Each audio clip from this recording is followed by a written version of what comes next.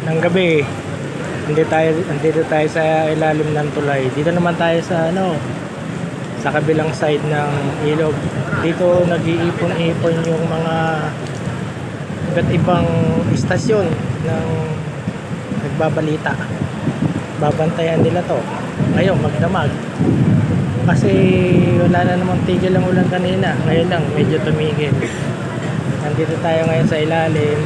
Ayun nakatalikod lang yung aming butihing mayor na si Mayor Marcy.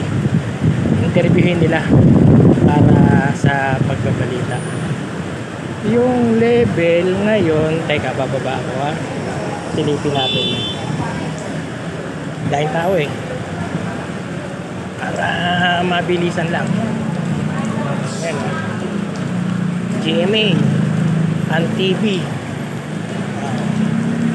Silipin lang natin.